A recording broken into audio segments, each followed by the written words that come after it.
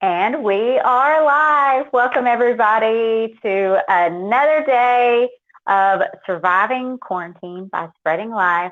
As y'all know, the goal in this period of time is to spread positivity and life-giving words to people just anywhere and everywhere right now. And I'm so excited to have one of my friends, Rachel, on. Rachel, to get started, just introduce yourself. So yeah, I'm excited to be here today. I'm Rachel Druckenmiller, and I'm based in Baltimore, Maryland, and I'm a speaker and a trainer. And my focus is on helping people get unmuted. So helping them use their voice to speak up and to speak out and to spark goodness and change in the world so that they can thrive at work and at home. So this is, I feel like I've been created for such a time as this, given all that's going on, to kind of contribute something positive to the conversation. Amen. So to get started, I do want to, well, first before that, anybody, if you have comments throughout this whole conversation, feel free to put them in the comment section and we'll pop them up and we'll discuss them. But for us, we'll just get our conversation going. And my first thing I want to ask you is, how did you come up with Unmuted? Well, I always loved, when I was a little girl, I loved to sing and I loved to write. Like I always loved words and connecting to them, but I was very shy and I held myself back a lot. So I wasn't until college that I finally kind of got the nerve up to like try out for gospel choir and to use my voice the way I'd always loved to use it. I found that I silenced myself in terms of my emotions, and I didn't speak up when I was feeling hurt or struggling or sad or lonely. And I would just kind of carry around this weight that I had to have it all together all the time. And so I muted myself. I literally muted my own voice. I muted my feelings. And I've actually physically lost my voice several times as a result of different health issues I've had, and have been silenced. And in that time is when I feel like I've gotten, a lot of these kind of insights and revelations about life and about priorities and about my future that I would have missed if I hadn't had that time to kind of like, be silenced and then come on the other side and get unmuted and kind of share what I'm learning. I love that. And right now, I feel like a lot of people are probably feeling silenced or feeling muted per se, because their life is, and anytime anybody hears me talk, I can't say it's uncertain, because there's some things that are certain. And I think that's our attitude and how we can perceive. There's some things that we can control and handle. Mm-hmm. So in this time, in this season of change, in this period, how can you inspire people to gain their voice whenever it feels like everything's crumbling? Yeah. So I think first and foremost, whenever you have the chance to edify somebody, to lift somebody up, to encourage somebody, to recognize somebody, to appreciate somebody, I think that we need to be doing that more than we ever have before. Mm-hmm. So if someone, I don't care if it's your neighbor, takes your trash can in and like does, the little things, or if, your partner or one of your kids puts like a dish away, like, thank you for doing that. Like, I think part of it more than ever is we have to look for the good. Like we were just having our kind of side conversation before this, and is like, you find what you seek, and so I think a lot of it is we have to shift our focus to really be looking at what are the things that are already good and how can I like bring light and attention to those. Mm-hmm. And then I think another part of it is, I think in my situation, I'm a speaker. So usually how I get paid and have business is by being on stages, speaking at conferences, doing trainings for companies in person. And so I've had to 100% pivot my business, and I've intentionally reached out to the people in my network that I trust and that I respect and that I admire. And, I think in these moments of dire need, that a lot of people have, you have to get really vulnerable and really honest and say, you know what, here's what's going on right now. And there's no shame in that, right? It's like, here's what's going on right now. Here's what I'm going through. Would you be willing to have a conversation? Do you know anyone I should talk to? Do you have any thoughts on about how I could approach this differently? So I think part of it is in business, just like being willing to reach out to people and to ask for the help that you need right now, whether that's in a job, if you're working for somebody else, to ask for support, to say like, I've got 3 kids in homeschooling and I'm not going to be able to make that meeting. Like, can we move it to another time? Or like, speak up, because the longer you bury it, the louder it's going to be when you finally let it out. And it's probably not going to be let out in a super healthy way. I agree so much. And that's there's two things that go in my mind on that one. But one thing that I'm really thinking is the time that I had to talk to like my first real big business client, you know, and I was just all frustrated about it. I'm like, I don't want to do this. And I joke that my husband, he's not user friendly. So he's blunt and he's bold and he just says it. And he goes, they won't eat you. And I'm just like, what? It's like, okay, they won't eat me. They can't eat me. And so, but it's this fear that we have that we make things so much bigger and so much worse than they are. And I don't want to dismiss the reality. This perception is reality for people. And I don't want to dismiss this of people. But the thing is finding the balance on what is actually a true fear and what's a true stimulus of like a stressor comparative to what is actually made up. So in that space, what is some things that you do to try to find the good, but also realize the perception of others too? Well, part of it, I think, is I heard this phrase a couple weeks ago called being a selective sifter. And the idea behind that is that you sift out the stuff that's not helpful. So a lot of people have news, they have the TV running in the background, or they have CNN forever pulled, or whatever news channel they want, right? Pulled up on the back of their computer screen, like as an always evergreen window, and they can get a ticker, an update, turn that off. Like, I mean, I live in Maryland. We got a text message, like everyone in Maryland got a text message that we're on lockdown. You can't leave your house 8 o'clock. If it is that extreme of a circumstance, you're going to get notified somehow. Like it's not going to miss you. So I think part of it is that people are inundating themselves in an environment of fear, further inundating themselves by turning on the news.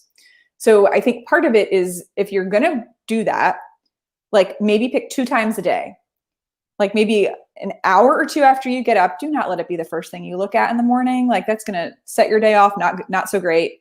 And then maybe mid-afternoon if you want an update. But please do not anywhere near bedtime look at the news right now. Like you're not going to sleep well. So I think part of it is protecting yourself from that and looking at, there's a website that I love called Good News Network. Yes. You like them? So like, that's a great place to go to get updates about all the good things that are happening. And it's not, I refer to it as like this Pollyanna positivity. It's not the Pollyanna positivity to act like, head in the sand, nothing's happening. It's recognizing the reality of what's happening and looking for the good in what's coming out of it. Like and that's hard, but I love that aspect because that's what people are like, you're so optimistic. So they think like we have like these rose-colored glasses, everything. And that's what I argue. I said, it's not, it's that in this moment, we are going to still find the good because we both have stories of health issues and such, and that we know, and I always say is that in my hardest times, there's so much gratitude. Yes. There's so much gratitude towards that. And so in this space, let it be a preparation for the future because this is just a moment. It may not feel like it. And that's the reason why I love having you on too, Rachel, is that I always talk about borrowing energy. And you are such a great person, I feel like, to borrow energy from. I love that you sing all the time and just your voice and how you uplift people. And it's something that you naturally desire to do. But also in return, do you feel like it like uplifts you it like fills your own cup? Oh, 100. I mean, I say this to people all the time. I'm like, what I put out into the world is the self-talk that I'm like rewiring in my own brain. Like, I'm not like saying these things like, hey guys, by the way, I figured out how to be totally vulnerable and self-accepting and totally self-aware and kind and compassionate and loving and joyful all the time. Like false, I have not done that. But it's why the reason I keep creating this content is because it brings it back to front of, brings it to front of mind for me. But like, okay, Rachel, what are you in the middle of right now? Okay, share that. And then when other people are engaging with it and saying, oh my gosh, me too, me too, me too, me too, then all of a sudden, like all those people don't feel alone anymore. Oh, and then, I agree. And it's like, I'm not alone either. It's like, oh my gosh, all these people also feel this way. So I had a feeling that I wasn't alone in this. And now I have like, I don't need the validation. You're allowed to feel what you feel without anybody confirming it. But I think part of it in the midst of this right now is, part of this process is allowing yourself to be where you are. Like, don't stay stuck there, but allow yourself to grieve. Like if you're in denial and like, oh, it's going to be fine. It's just going to pass over. I don't know if that is necessarily totally accurate. I think it's going to last a bit longer than we expected. So I cried a lot too. And I tell people that. So I don't just come out and say like, sing it every day. But when I do, I say like, I'll sing Hakuna Matata. And in the same video, I'll say, I cried in my husband's arms yesterday because it was a hard day. It is. And I think it's what I love is, and I know that we both love Brene Brown. It's that vulnerability with courage. It's that aspect of it. And I think in this space is what I'm excited to see. And I had this conversation with somebody earlier today. It was about the future of work and what it's going to look like. Because I think Brene Brown, I love how her and Bob Chapman are like two of my tops. Yeah. And seeing this shift that, that we're both from the wellness part of the world, I guess you'd say. And so seeing this shift come that we've wanted so long to actually be there. So talk about that for a minute. I think I wrote a post on LinkedIn about this last week, I think, just that I see work becoming more human as a result of what's happening, because you're seeing people, we're all like, it's like we're equalized, right? So you're seeing that the person who appears to have it all together, their kids are also maniacs in the background, right? And you're like, okay. Like I was on a call the other day and a woman was like, hold on, I'll be right back. My dog is like throwing up in the other. I was like, oh my gosh, like but that's real life. You know what I mean? Like that's real life, where people are seeing people like without makeup on, or they're seeing somebody who's again seems to be the one who's like really together, fumbling with technology. Like, so I think it's leveling the playing field. And I think it's my hope is that it creates an atmosphere that has more grace, that has more compassion, that just has more empathy. And I think the shift, and we've certainly, been in this space in terms of understanding how things have been, like command and control is like how a lot of things have been, and how it's moving. I sort of put it as it's moving from command and control to connect and care. That like, that's the shift companies are going to have to make, because right now, if you're an employer and you're not taking care of your people, and the hard thing is like some industries are just so annihilated by what's happening right now. And I don't know that there's much they can do about it. Like some of them, like you have to lay people off. But I know in the situation of like Bob Chapman, like one of the stories he shared is like what their company did when they came to the place of having to make a decision about layoffs, and they brought it back to the people and they said, well, what do you want to do? And they said, well, we're going to furlough. We're going to all hurt a little bit, so one of us doesn't have to hurt a lot. Exactly. So I see companies being less authoritarian in kind of like dictatorships, and more democratic, and allowing for the employee voice, seeking the employee voice to find out the people that are impacted most.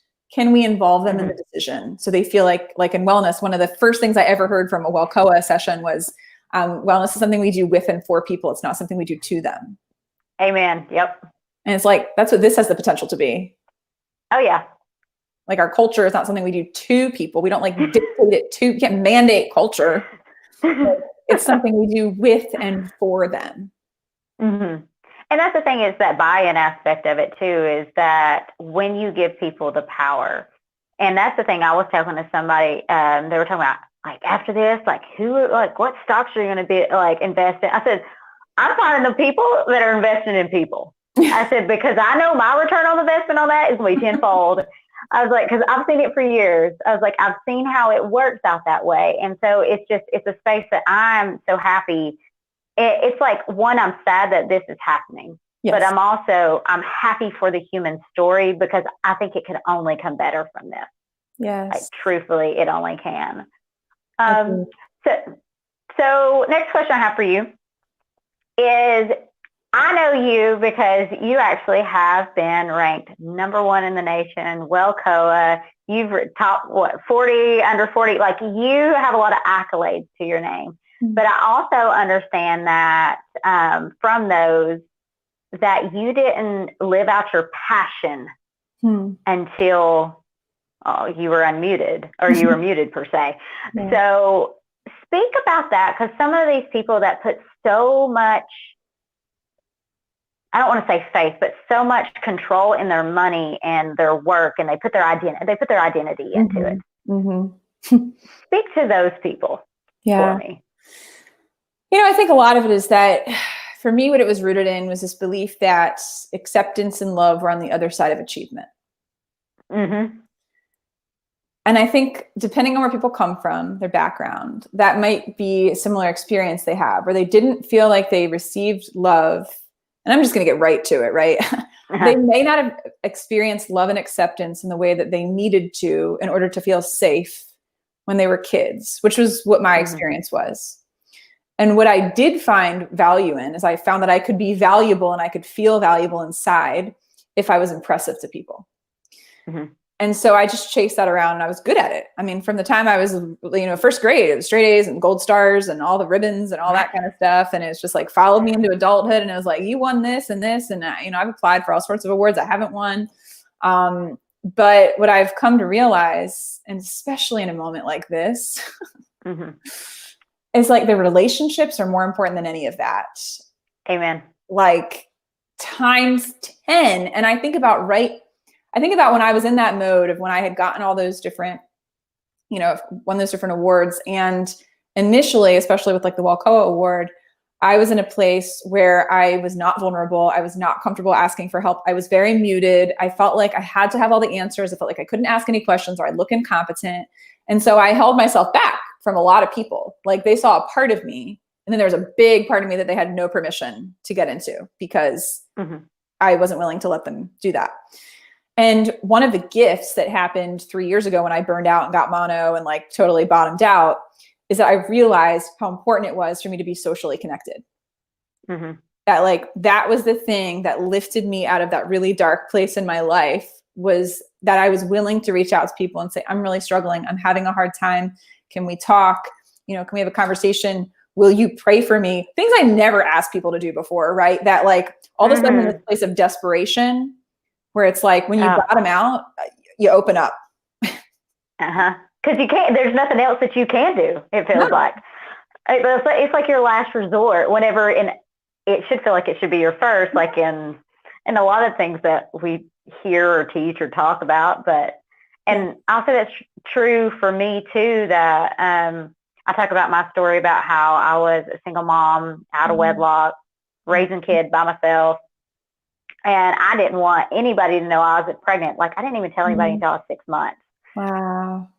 And it's that point of it was almost a shame because, that perfectionism that we place on ourselves. So, and that's the one thing that I talk about a lot, is that it's not about perfection. It's about progression. And in this space, we need to give ourselves grace, full out grace, because, and that's one thing I do love. I think that's coming from this is that so much grace is coming. Because you can see people like you said, on the phone calls, the Zoom calls, you're like, oh, bless their heart, stuff like that.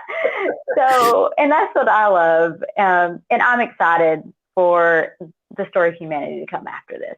So yes. And all the stories of companies that just went above and beyond. I mean, there's, companies that like distilleries that are now using their equipment to make hand sanitizers. And whoever even thought you could do that? Like, I don't know. Or like a financial services company locally that I know is, using their lunch break to deliver lunch, like pizzas and stuff and subs to like healthcare workers or firefighters, like other essential personnel. They're just like on their lunch break, dropping off orders of food. I love it.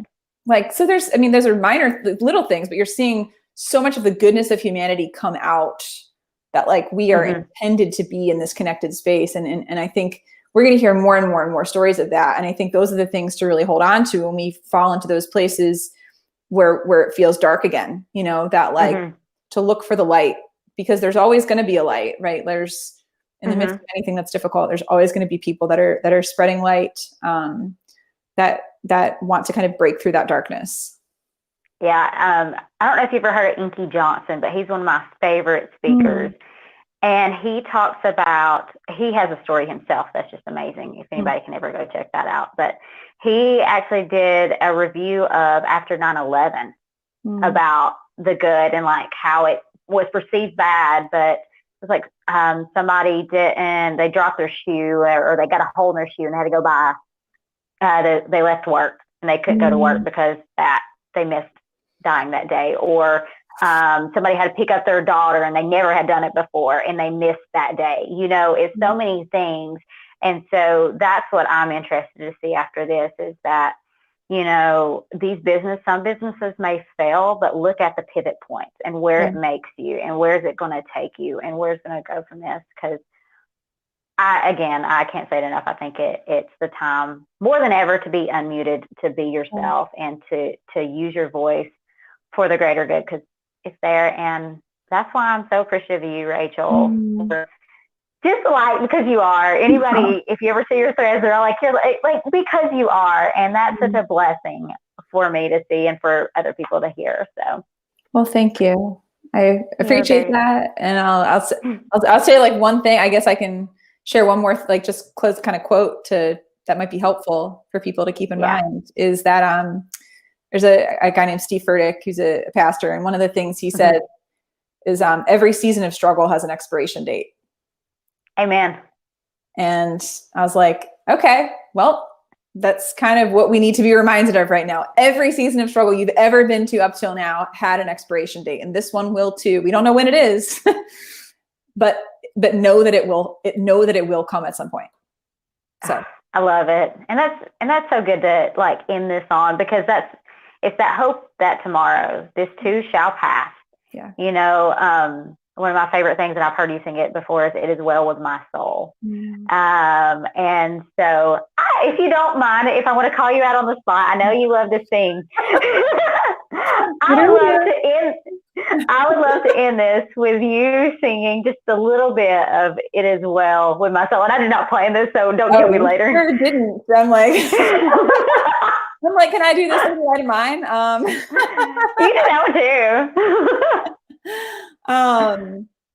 Yeah, maybe we'll do you want to do that? Do so whatever. Do the light. I'll do that. Do that one. We'll do that one. Okay. All right. I need a little water, but that's okay. I'll just do it here. Okay. This little light of mine, I'm gonna let it shine. This little light of mine, I'm gonna let it shine.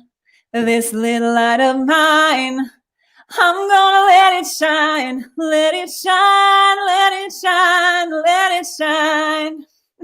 Amen. I ain't going to sing because I can't. So you are such a blessing. Thank you so much for joining me and bringing so much. I'm like all smiles because you're awesome. And I'm blessed to have you and to know you in my life. So likewise. I hope everybody has an awesome and blessed day. Tune in tomorrow. We will have Jill Hunter. She will be speaking about care in this time, and she is a pharmacist. She actually was director over pharmacy, and she left that space, and she is talking about how can we love each other in this space, and how can we care and get back to the human connection. And I just want to quickly pull up some of these comments that are popping up. Bonnie said, "Thank you so much, ladies. You've inspired me to keep going. We appreciate you so much." Chad, what a great pick-me-up. Thanks for sharing. Chad, one of my favorite people. I always say there's these people in this world that, like, you have strengths and then you have weaknesses. He is like the best ITIS guy ever that has saved me too many times. And anybody knows. And then Sweet Sandy said, "Wonderful, grateful for you women." And we appreciate you all so much. Yeah. Thank you all for tuning in. And I hope you have an awesome and blessed day.